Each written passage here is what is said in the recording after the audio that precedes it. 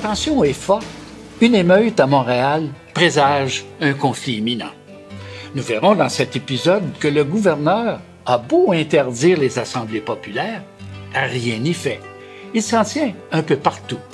Il va jusqu'à demander au clergé de Montréal de l'aider à raisonner la population, sans trop de succès. L'émission de mandat d'arrestation contre les chefs patriotes, dont Louis-Joseph Papineau, va littéralement mettre le feu aux poudres et amener les patriotes à organiser une résistance armée.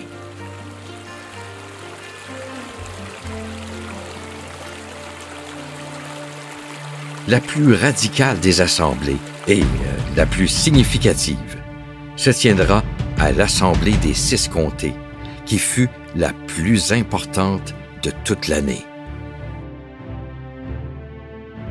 On arrive à la fin octobre 1837 à Saint-Charles-sur-le-Richelieu, le 23-24 octobre 1837.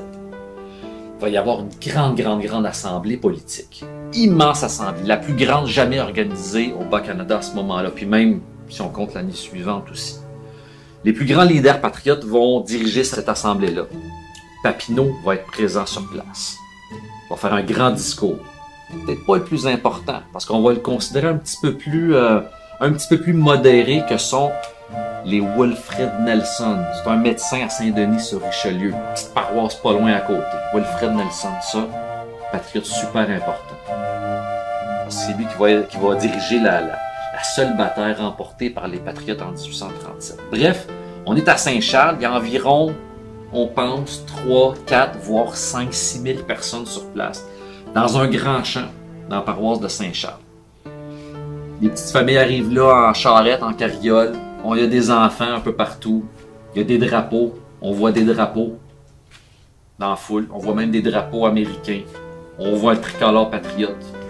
Chénier, Giroir arrivent de la région de Deux-Montagnes avec le masquinongé que tu portes en ce moment. Puis il va y avoir donc 2 journées d'assemblée vraiment importantes.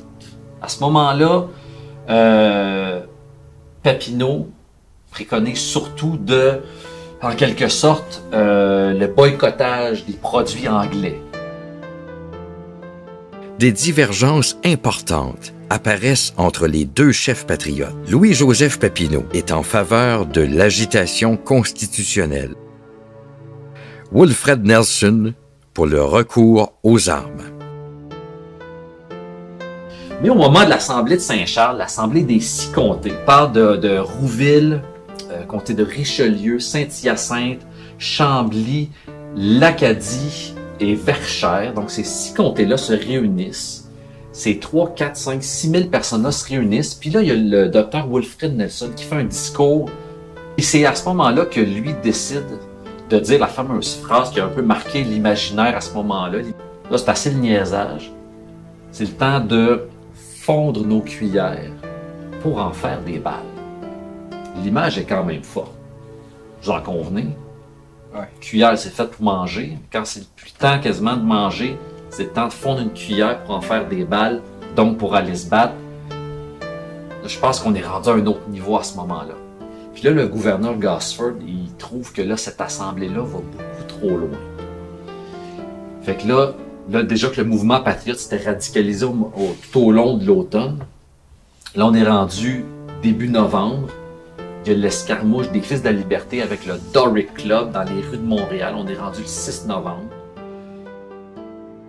Cette journée-là, les Fils de la Liberté doivent tenir leur assemblée mensuelle malgré l'interdiction formelle du gouverneur de tenir des rassemblements. L'émeute éclata avec les membres du Doric Club, rue Saint-Jacques. Des maisons furent attaquées, dont celle de Papineau et celle du journal anglophone The Vindicator, proche des Patriotes. Ce sont les Anglais qui ont le dessus.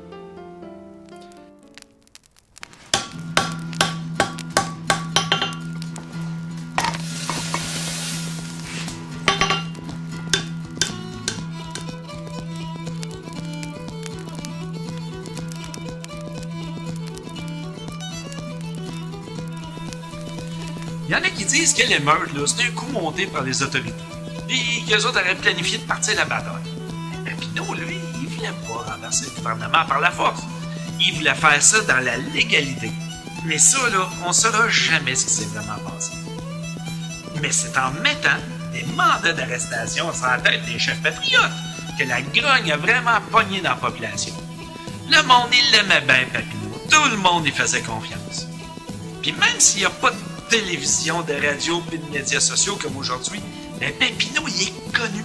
Il est connu, puis on en parlait beaucoup. Puis ça ne prend pas la tête à Papineau pour comprendre ça. En réaction à cette assemblée, l'évêque de Montréal, Monseigneur Lartigue, émet un mandement contre les patriotes. Il rappelait aux fidèles de son diocèse que le pouvoir vient de Dieu et que tout chrétien doit respecter les autorités établies. Monseigneur Lartigue assortira cet interdit de rébellion d'un refus de sépulture religieuse aux patriotes morts, les armes à la main. Là, le gouverneur, il trouve que ça dérape pas mal. Là, vraiment, les patriotes non seulement étaient déjà dans l'illégalité suite à l'interdiction des assemblées politiques dès la mi-juin, mais les assemblées se sont continuées, tu sais. Puis là, le discours s'est enflammé. Fait que là, à partir de la mi-novembre, là, le compte à rebours a vraiment commencé. Là, à la mi-novembre, on est à peu près plus ou moins 3 semaines après la grande assemblée de Saint-Charles. Mi-novembre, là, le gouverneur met des têtes à prix.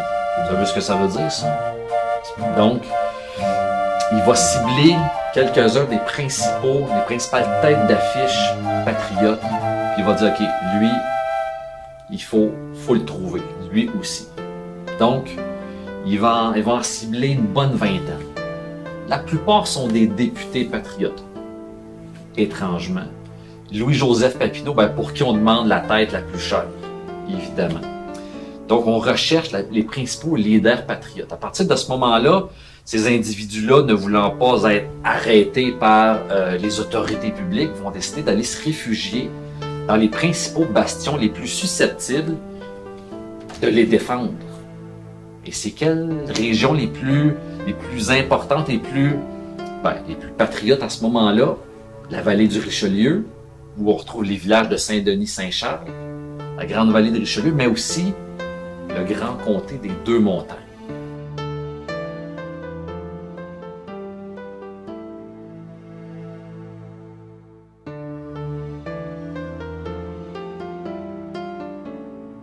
Là où se trouve Saint-Eustache, petit village où se retrouve le docteur Jean-Olivier Chénier, patriote important, mais aussi un Écossais, leader important patriote, William Henry Scott.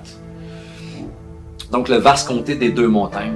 On trouve aussi le petit village de Saint-Benoît, aujourd'hui Mirabel. Encore un beau petit village aujourd'hui, Saint-Benoît. On retrouve les principaux leaders du comté des Deux-Montagnes, outre Chénier et Scott, on retrouve aussi les Jean-Baptiste Dumouchel et ses fils, Luc-Hyacinthe Masson et son frère, et le curé Étienne Chartier. C'est pas rien, ça. Le seul prêtre qui va prendre parti, à proprement parler, pour le mouvement patriote, Étienne Chartier, qui, après les troubles, va se pousser aux États-Unis d'ailleurs. Bref, les chefs patriotes qui voient leur tête mise à prix vont se réfugier dans Deux-Montagnes, dans Richelieu. Et à ce moment-là, qu'est-ce qui reste à faire aux autorités? C'est d'aller les arrêter directement où ils se sont réfugiés. Donc, l'armée va se joindre à des constables. Bref, 1837, c'est comme une grosse opération de police. Donc, on va se réunir des dizaines et des centaines de militaires pour aller arrêter ces chefs-là.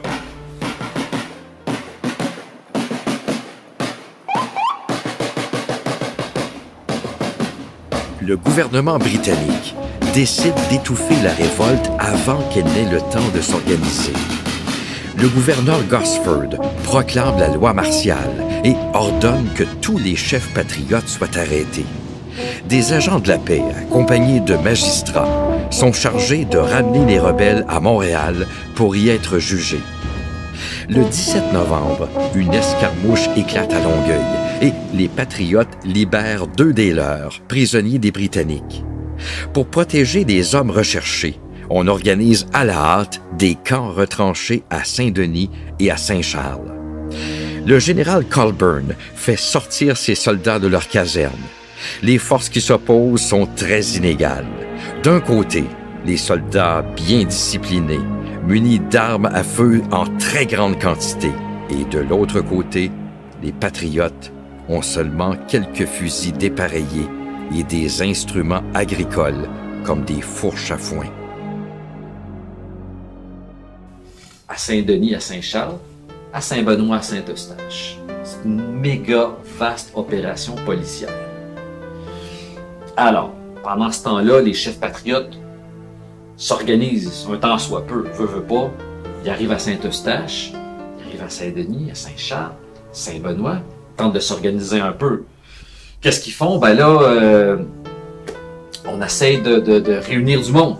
Parce que tout seul, ça marche pas. Mais là, veut pas, c'est des gens qui ont quand même une certaine emprise sur les gens dans la paroisse. Fait que quiconque qui connaît Chénier, Scott à Saint-Eustache ou Dumouchel, Masson à Saint-Benoît, viennent en quelque sorte les soutenir, apporter leur aide. Les difficultés agricoles des années 1826-1836 et le fait que la couronne n'ouvrait pas des terres à la colonisation tissaient en toile de fond un climat de mécontentement à la rivière du Nord. Malgré l'éloignement et leur isolement, les colons de l'Augmentation ne se firent pas prier pour embrasser la cause des patriotes, ayant déjà adopté l'habillement du pays et le boycottage des produits importés lors de la présentation des 92 résolutions en février 1834.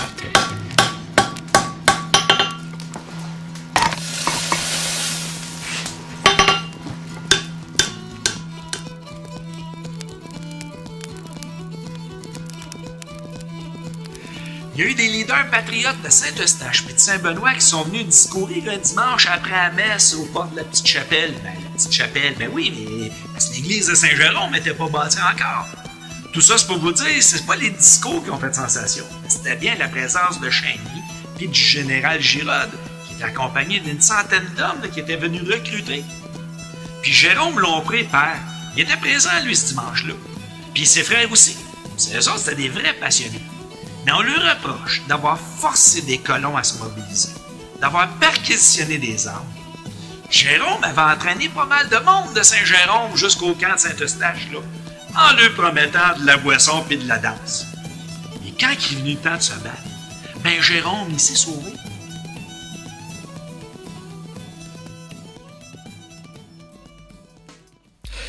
Dès les mois d'octobre et de novembre, les dirigeants patriotes de la Rivière-du-Nord parcouraient les rangs et les chemins de l'Augmentation pour recruter de nouveaux membres. Les patriotes de la paroisse de Saint-Jérôme ont vraiment formé un groupe homogène avec leurs fameuses tuques bleues et ont combattu les troupes britanniques. En novembre, une expédition de 200 à 300 patriotes quitte Saint-Jérôme pour désarmer les Écossais de New Paisley, aujourd'hui New Glasgow, et les neutraliser au cas où ils seraient appelés à se battre au sud. L'expédition est couronnée de succès et démontre que les habitants de Saint-Jérôme étaient capables de se mobiliser.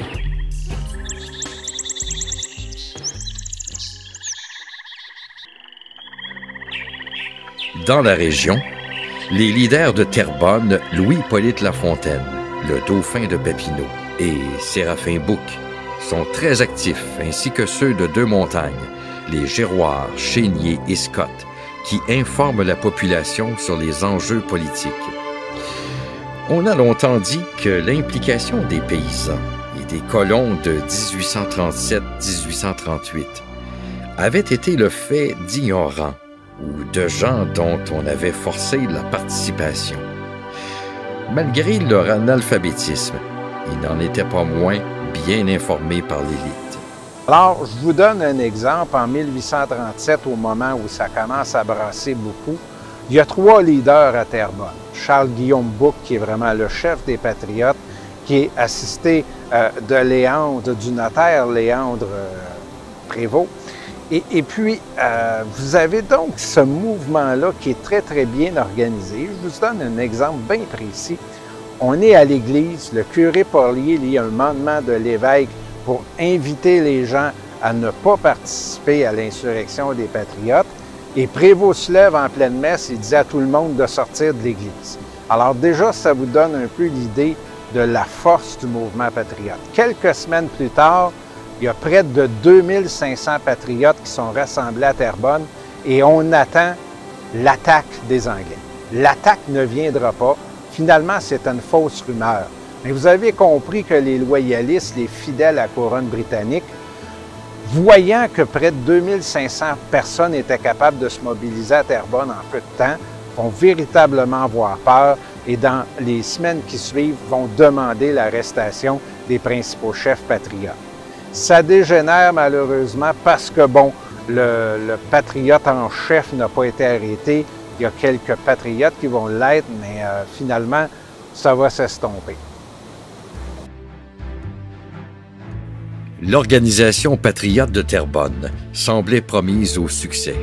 Le 20 novembre 1837, avec grande fierté sans doute, Guillaume Prévost offrira 1000 hommes à Giraud, une véritable petite armée. Mais quand viendra le temps du combat, en réalité, les patriotes de Terrebonne n'auront pas réussi à galvaniser la population de cette paroisse suffisamment pour la soulever.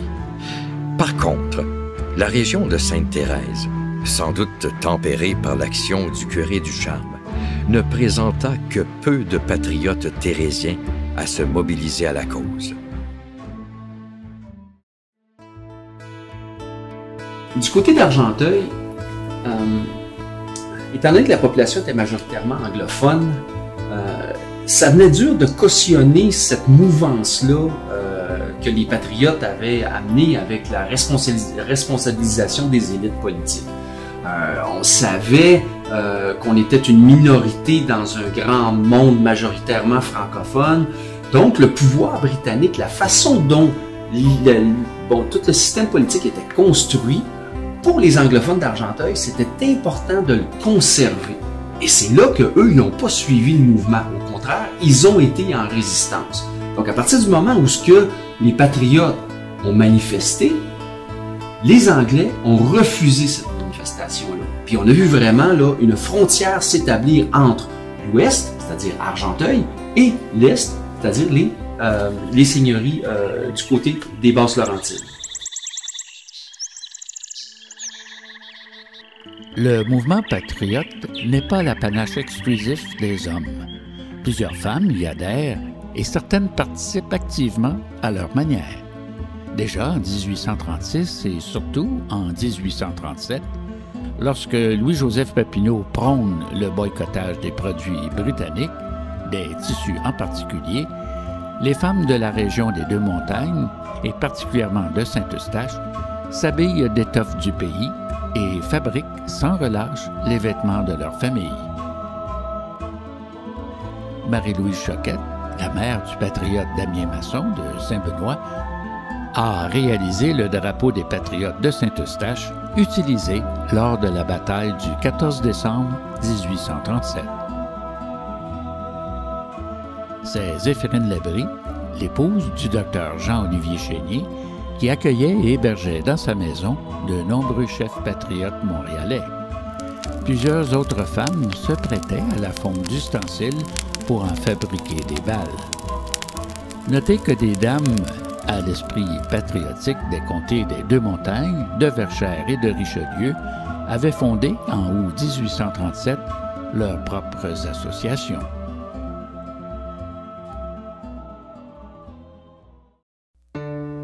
Donc, les gens arrivent à Saint-Eustache, Saint-Benoît, puis aussi dans la vallée du Richelieu. Puis on s'organise un peu. Le monde commence à se rassembler par dizaines, par centaines. On va chercher de la nourriture pour subvenir aux besoins de camps armés. On va s'organiser, donc on va former des camps armés pour éventuellement se défendre d'une éventuelle attaque des autorités. On va ramasser des armes, des munitions.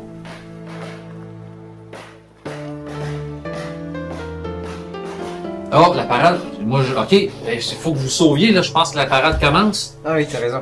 On continuera ça peut-être une autre fois, les jeunes. OK? À la prochaine. Hey, ciao! Ça m'a fait plaisir. Bye, C'est là. vraiment intéressant. Ah, ben, Ouais, ben c'est fin. sûr. Ciao! Bye.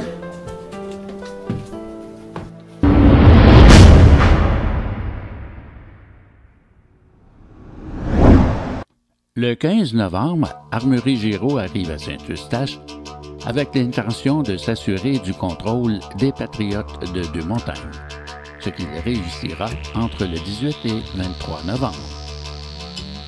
Le 18 novembre, un débat surgit entre patriotes sur la nécessité de se procurer des armes.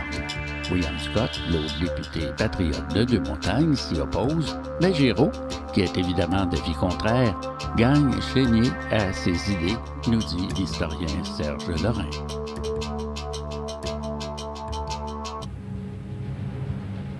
« 22 novembre 1837. Le lieutenant-colonel Charles Gore quitte Montréal avec 500 hommes sur le vapeur Saint-Georges pour se rendre à Sorel. Cette nuit-là, le lieutenant George Weir est fait prisonnier par les Patriotes. Grâce à cette capture, les Patriotes, commandés par Wilfred Nelson, apprennent que les Britanniques approchent de Saint-Denis.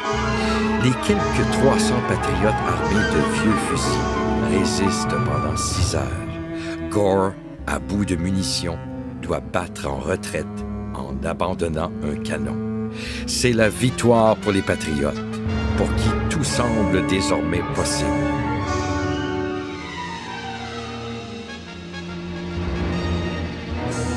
Le 25 novembre, 109 patriotes, mal armés et sans chef, affrontèrent 500 soldats anglais. Cette armée expérimentée écrase, après 2 heures de combat, les paysans de Saint-Charles. On compte environ 35 morts du côté patriote contre 21 soldats tombés au combat, soit 3 morts et 18 blessés britanniques. Une trentaine de patriotes furent faits prisonniers. La rébellion est maintenant écrasée au sud et les chefs patriotes sont en fuite.